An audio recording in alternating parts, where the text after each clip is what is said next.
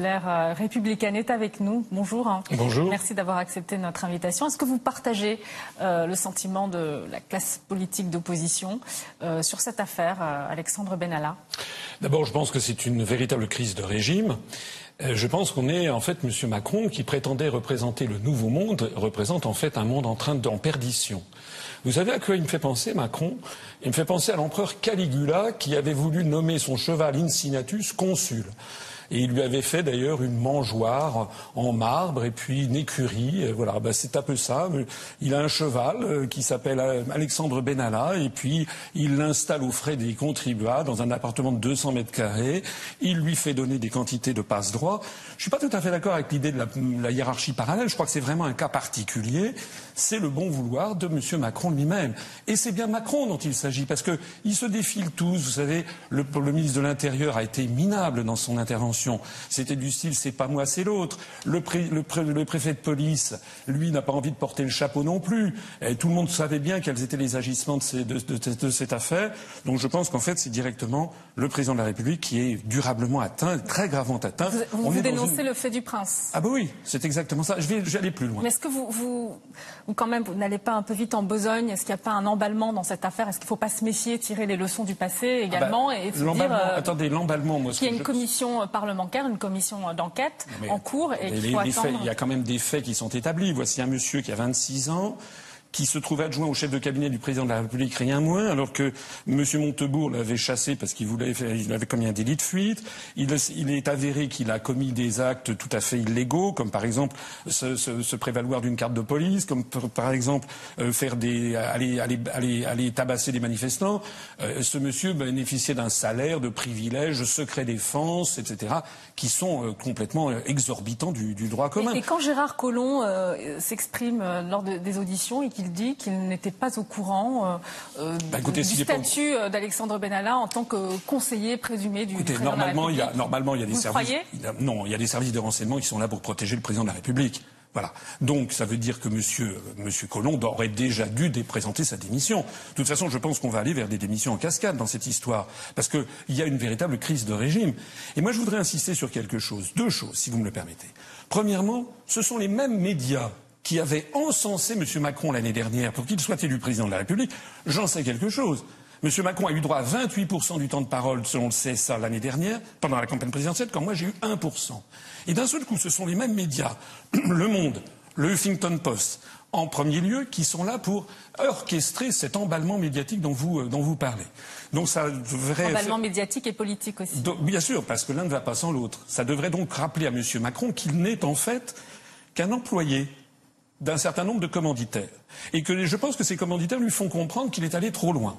La deuxième chose que je voudrais dire, c'est qu'il y a un rapport entre tout ça, si vous me le permettez, et le fait que la France a perdu sa souveraineté nationale.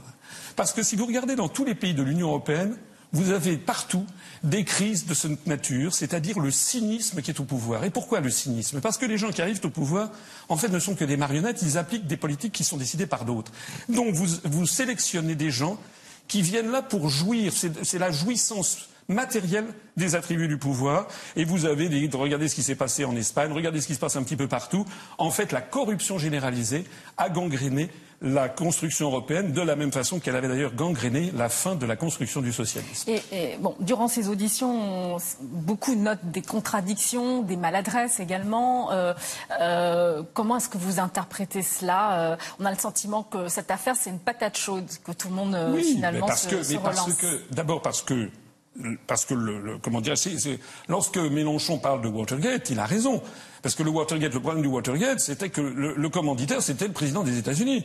Et là, on voit bien que toute cette affaire, que ce monsieur Benalla, on voit bien, moi j'ai regardé l'audition du préfet de police, de monsieur Delpuech, on voit bien un homme qui d'ailleurs est en fin de carrière. Qui a contredit les propos du ministre de l'Intérieur. On voit bien un homme qui est un grand préfet et qui est exaspéré de voir un gamin de 26 ans avoir des préséances absolument exorbitantes du droit commun sur la hiérarchie policière. On le comprend. Donc ça veut dire que ce monsieur Benalla était protégé. Protégé par qui? Pas par Collomb, vous l'avez vu. Bon, pas par le Premier ministre. Le Premier ministre s'est vaporisé dans l'atmosphère, il n'existe plus.